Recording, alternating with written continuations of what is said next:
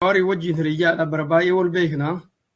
Gaafa inni barataa waggaa lammaffaa ture bara 2005 irraa kaase beekaanii mucaa xiqqaa ture gaafsan. He was brilliant. Calqabumarraayyuu gaafsan irraayyuu nama dandeettii qabu nama dubbachuu danda'u akka ta'e argee yuunivarsiitiin inni keessatti baratu suni bakka humnoonni gurguddaan kun warra ummatoota biraa irratti basaasa itti leenjifatan interestii isaanii itti guuttatan waan ta'eef isuma afaan kiyyaan waan itti himee ture. Waan bakka gaarii carraa rabbisii kennee barataa jirta. Jarri kun si guddisanii immoo gaaf tokko ekspertii biyya Oromooti jedhanii Oromoo irratti akka sun duulchifne eeggadhu jechaan ture gaafa inni xiqqaa jechaadha. So yeroo dheeraaf wal beeknaa yeroo dheeraaf mari'ataas turre yaada isaa ilaalchi isaa sirriitti beekaa sirriitti hubadhaa. Yaada isaa irrattis baay'ee wal falmine irraa kiyya irrattis wal falmine irraa wal falmaas turre. Akkuma Dr. Alamaayoon jedhe Jawaar fundamentally Itoophiyaan haa turtu haa jiraattu ka jedhu kan qaba calqabumarraa. So hawaasa kennaaf garuu ifa amma godhe malee duraan godhaan turre. Maaliif duraan yeroo miidiyaa irratti gaafatamus yaadni Oromoo keessa jiru lamatu jira.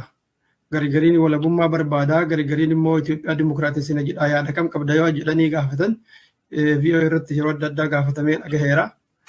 Ani humna Oromoo empower gochuudha malee kanaaf miti kan jedhu akkasitti ibsaa ture. Kanaaf hawaasni yaadni Jawaar isaa kamtu qulqulluudha kan jedhu gamma hubataan turre innis ibsaan turre waan ta'eef. Garuu immoo inni yaada isaa warra wal beeku biratti baay'ee ibsaa ture. Keessattuu immoo dargaggeeyyii dirra isaa hunda isaatu even leenjisaa ture. Akka dargaggoon waan Itoophiyaa jedhu kana fudhattu. Ijoolleen International Oromo Youth Association keessa jiran kana ragaa bahuu ni danda'u yoo dhugaa dhugsan malee. Ansirratti beeku. CD gara 36 akka sarkaa qaba. Qabsoo karaa nagaatii fi Itoophiyaa dimokiraatessuun akkamitti bu'aa akka qabu ijoollee ittiin leenjisaa tureera. And it was his core belief. Ittuma amana. Waan inni itti amanu ittiin amanin jechuun hin danda'amu. Garuu itti amanuu isaa beekanii hawaasni immoo inni deeggaramu yaada kana hin deeggaru jedhee kalaallachuu qabu hawaasa. Hanga ammaa wanni Oromoo jalaa baay'ee dhokate keessattuyyuu alaabaa ABO qabachuun namoota waan Oromoo hojjetanii sabboontotuma guutuu walabummaa Oromiyaa barbaadan mirga Oromoo guutuutti deebisuu barbaadan waan uummata keenya keessatti fakkeesseef namoonni baay'een ilaalcha ijoollee nama hedduu Jawaar qofa miti baay'isee. Yaadatta yoo ta'e bara 2016 irraa keessattuu 15 16 17 haga gaafa 18tti OMN irra sagantaa Raabaadorii jedhu kan maqaan isaa kana qabu dabraa ture. Sagantaa san irratti sabboontota Oromoo keessaa warra silaa walabummaa barbaadan jiru keessaa nam tokko achitti dhiyaatu agartanii beektan. Very minimum yookaan argitanii jiraattan ta'e. Hundeen wanta sanii maalirra madda? There was a tactical approach.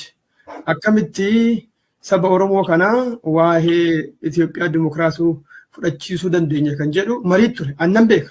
Because I was part of this. Ijoollee kanaa wajjin yeroo baay'ee waan deal godhuuf tactically akkamitti Oromoo waa'ee dimokiraasii kana fudhachiisuun danda'ama kan jedhu it was a media campaign. Hedduun gruppiin isaanii kan amma haga tokko gargar bahee fakkaatee mul'atu kun waan yaadamu wal fakkaatu qabaachaa turan. Tokko ABO'n akka malee naashinaalistii waan ta'eef warra humnata Amaaraa fa'aa wajjin walii tumsuudhaaf nu mijatu. So humna Amaaraatii wajjin walii tumsuun malee immoo dimokiraasii fiduun akka malee ulfaataadha. Kanaaf dhimma ABO kana akka inni baay'een dhaadheffamne sagalee warra akkasii qabu kana injiraami direct ukkaamsu danda'u akka inni miidiyaa appearance hin arganne gochuun taaktika tokko ture. ABO irraa immoo haasa'uu dhabuun taaktika lammaffaa ture jechaadha. Don't talk about it because faallaa isaas yoo haasoftee hawaasni kaayyoo isaa ejjennoo jaarmichaa waan jaallatuuf nutti bu'aa kan jedhu kun akka taaktikaatti baafame. Alaabaa isaa immoo qabannee uummanni waan jaallatuuf alaabaa isaa kanaan uummatatti dhiyaachuu nu dandeessisa kan jedhu taaktika lammaffaadha. Sadaffaan immoo tuyyuu warra dimokiraasii Itoophiyaa keessatti qabsaa'an keessaa isa kamtu filannoo nuu ta'a kan jedhutu dhiyaate jechaadha. ABO'n filannoo tokkoffaa ta'uu waan hin dandeenyeef maal haa goonure jaarmoota Oromoo isa jiran keessaa kam haa deeggarru kan biraa haaraa dhaabnamoo kan jedhu kun diskashinii ture. Egaa OFC'n mormituu TPLF ture garuu ammootu yeroo baay'ee hidhamaaraa hooggansi isaa rakkoo keessa jira akka jaarmaatti sirriitti hin gurmoofne diinagdeen qabu bultiinsa keessatti mooxannoon qabu. Kanaaf inni kun jijjiirama fiduu irratti humna gahaa waan hin qabneef OFC deeggaruun hin baasu kan jedhu ta'e. Akka sadaffaatti kan diinagdees qabu kan caasaallee ijaaratee aangoos mi'aa isaa beekee baratee diinagdees harkaa qabu kan miseensa hedduutu gara miliyoonatti lakkaa'amu harkaa qabu OPDOdha. So the best alternative OPDO filannaa kan jedhu irra kanarra gahe jechaadha. Maaliif Itoophiyaa tursiisuun silattuu filannoo waliigalaa ture akkuma amma inni jedhaa jiru kanatti garuu uummata keenya biratti akkasitti hubatamaan turre. Kanaaf OPDO'n tun immoo uummata keessatti jibbamtuudha. Isiin akka jaalatamuu dandeettu haa goonuu kan jedhu ture jechaadha. OPDO'n jibbamtuudha, fudhataman qabdu, isiin immoo hanqinni isiin qabdu caasaa dhabdeetii miti, nama achi keessa miseensa dhabdeetii miti, diinagdee dhabdeetii miti, yaada jabaa isiin qabdu, uummata birattis jaalala hin qabdu, tokko yaada isaa uumuu fi lammataa immoo uummata biratti akka jaalatamtu yoo goone isii dhaadheessaa gaafa deemnu dhimmi ABO'dha ufuma isaatiin daaliitti haa deema. Otoo irraa hin dubbatin, otoo hin falmin, otoo hin balfin, otoo hin balaaleffatin ABO bifa saniin humna isaa ilaalcha uummanni qabuuf gad xiqqeessaa laaffisaa deemuun ni danda'ama kan jedhu akkuma taaktikaatti irra hojjetaa ba'an. I know this very well. So wanti guddaan taaktika kana filataniif tokko Oromaaraa ijaaruudhaaf, tumsa Oromoodhaa fi Amaaraa ijaaruudhaaf ABO'n karaa inni deemu Amaaraan fudhatamaa miti. Seenaan inni Itoophiyaa irra haasa'u Amaara biratti fudhatamaa miti. Even Oromoo keessattuu taaktikaali waan ABO'n haasa'u jijjiiruu qabnaa kan jedhu ta'e. Akkamitti jijjiirra? ABO'n kan jedhu hagaarraa Itoophiyaa keessatti Oromoon gabroomtee jirti, miidhamtee jirti, sirna cunqursaatti irratti fe'amee inni jedhu kun victimizing mentality, victimizing mentality uummata keenya keessa ijaare gadaantummaa hawaasa keessatti baqaalaa jira. Kanaaf victorious mentality injifannoodha uummata keessatti biqilchuu qabna. Kana gochuuf ammoo Itoophiyaa matanoyyuu Itoophiyaa Oromootu ijaaree jennee dubbachuu qabna. Fakkeenyaa fi bara Xaaliyaaniidha bara lolli Xaaliyaanii fi Itoophiyaa jidduu ture jeneraatoo 12 keessa namni 9 Oromoodha. Garuu ammoo Oromoon galata arganne Itoophiyaa kana keessatti yoo jenne Itoophiyaayyuu kan ijaare Oromoodha. Oromoon uummatas ammataadha, jaalataadha yoo jenne sabni kun waan pozitiivii kana fudhatee isa kaan akka didu goona. Kanaan karooraa fi kaayoo ABO'n amma haga ammaa deemuun kana uummata irraa yoo jijjiirre Itoophiyaan ijaaramuu barbaannu kun democratic base akka yaada jiraatitti dhufuu ni danda'a kan jedhu ture jechaadha. So there was no akkuma Dr. Alamaayyoo jedhe Jawaar ilaalchisaa takka hin jijjiiramne. An beeka. Inni lammaffaadha. Egaa kun waan kaayoo jechaadha. Bakka gahuu barbaadan irratti taaktika isaan deemuu ittiin barbaadan ture. Lammaffaan ammoo egaa bakka kana gahuudhaaf akkamitti qabsoofnaadha. Qabsoon karaa hidhannoodha Itoophiyaa dimokiraatessii san tursiisuu hin dandeettu. Diiguu dandeessi jechaadha. So yoo karaa qabsoo hidhannootiin itti fufne injifannoon Oromoon fidu kun Itoophiyaa diiguu danda'a. Sun ammoo tuyyuu dimokiraasii jennu fiduu hin danda'u. Kanaaf karaa nagahaatiin qabsoofna jennee uummata barsiisuu qabnaadha. Karaa nagahaatiin barsiisna yeroo jennu immoo sabaan gatii bilisummaadhaaf baaftu sii xiqqeessaa. Lubbuun namaa baay'ee hin qisaasamtu. Dinagdeen baay'ee hin baddu. Jennee yoo barsiifneen ilmi namaa waan simpil ta'e sammuun isaa yeroo dhaga'u ni jaalata waan ta'eef the tendency of acceptance yaadni kun fudhatama uummata biratti qabaachuun isaa guddaa ta'a. Inni karaa hidhannooti jennu kun wareegama guddaa nama baasisaa.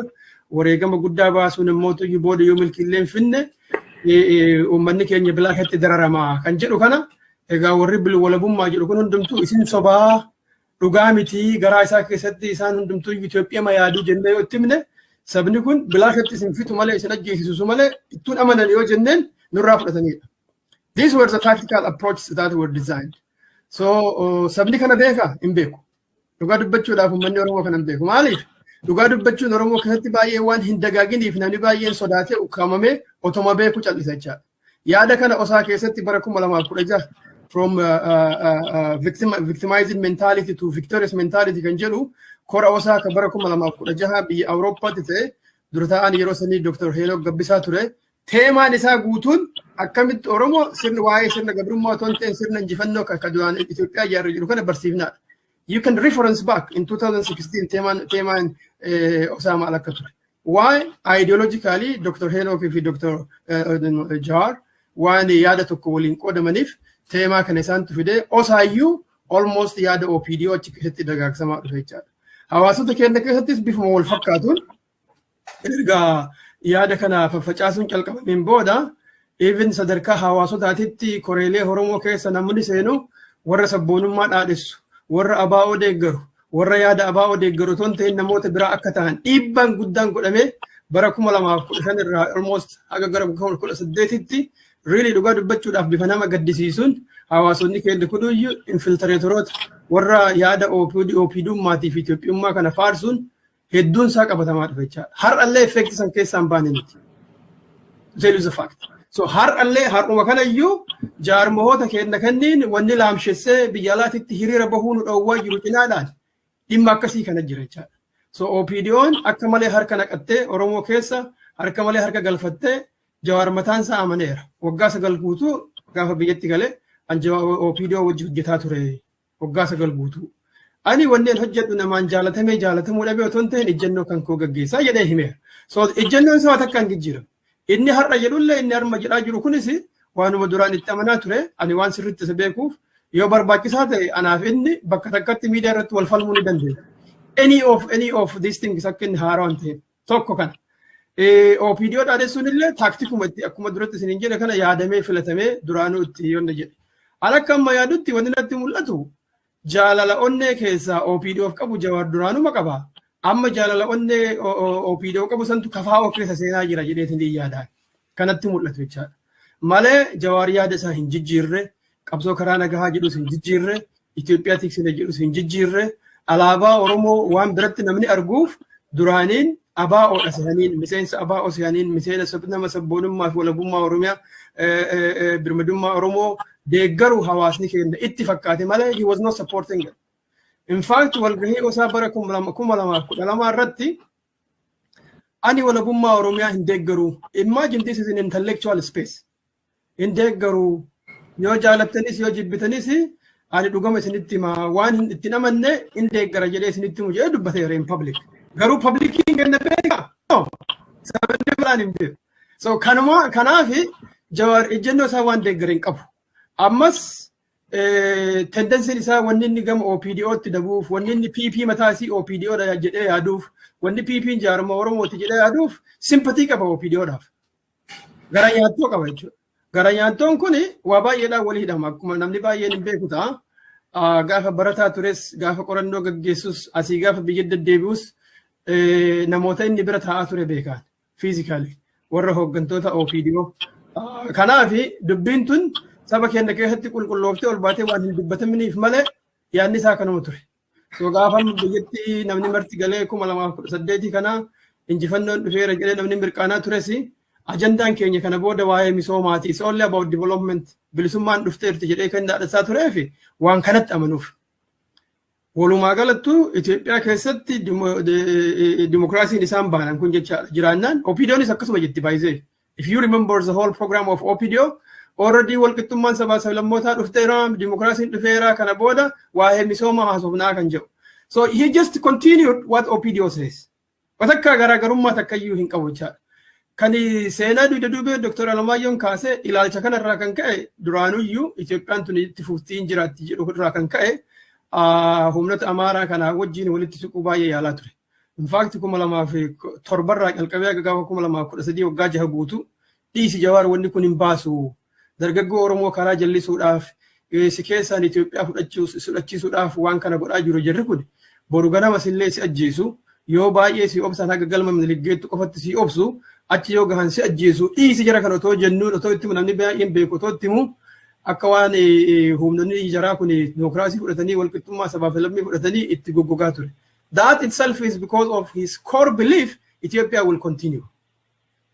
Jara wal jaalatee jarri isaan jaalatanii otoo hin tahin Itoophiyaan itti fuftii waan ta'eef namoota kana hojii jiraachuu deemna kanaafuu itti maxxanuun irra jira kan jedhu baay'ee akka malee persuasionii kanatu isa dogoggorsiisa jechaadha. So ammas dogoggorri kun bakka malee isa geessaa jira akka nama mul'atutti akkuma argaa jirtan sabni bal'aan Oromoodha Niizerlaandii keessatti yaadni inni uummanni itti dubbatuu fi yaadni Jawaar deemuun adda adda. So faallaa uummataa faallaa hawaasaa deemaa jira jechaadha. Alaabaan inni jala taa'e mallattoo bilisummaa, mallattoo birmadummaa, mallattoo hegeree Oromooti. Wanni inni haasa'u waa'ee kaayoo faallaa qabsoo saniiti. Alaabaa uummanni jaalate kana. So it's contradictory. Amma humnaan waan anamanu narraa fudhadhaa jedhaa jira malee uummataan. Jaalattanis jibbatanis na jibbitanis jedhee na jibbitanis ani kanuman jedhaa jedha. Yes yoo ati wanni inni jedhu waan gaariin ta'een uummanni jibbuun oolu. Abayyillee akkasuma jedha. abiyyiillee Itoophiyaa tiksa jedhaa kanumaaf jibbameef. Kanaafuu iyyuu wanni gariin saba keenya keessatti haarawaa tahee haa mul'atu malee innis waan jaarummaa siyaasaa keessa seeneef ifa of baasee haa dubbatu malee that was his belief. Kanaaf gara sadiin jijjiirama guddaa irraa argu.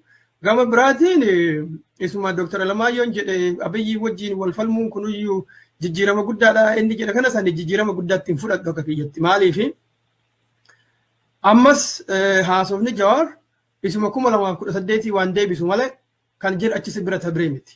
Bara 2018ttis OPDO'n dandamattee aangoorra turtee dhiifama walii goonee karaa araaraatti deebinee nageenyi akka bu'u kan jedhu. Abiyyis kanuma jechaa ture yaadattoo ta'e. Laangweejiin kun jechi kunni jechoonni kunni jechootuma bara 2018 uummata keenyatti hin gowwoomsan. Dhiifamni haa ta'u, araarri haa ta'u, nagaatti haa deemnu jedhamee gaafsanis OPDO'tti kennan.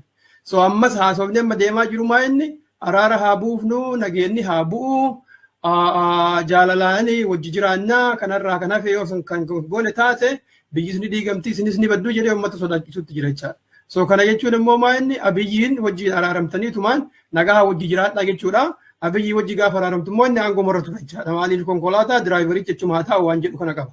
So he is still consistent. Jijjiirama wayiitu ani akka namni jedhu kana irra waan takka iyyuu hin argu garuu consistency isaa rakkoo qaban jedhu yani consistency isaa gaariidha. Uummata birattis gadi bahee mul'achuu isaa gaariidha.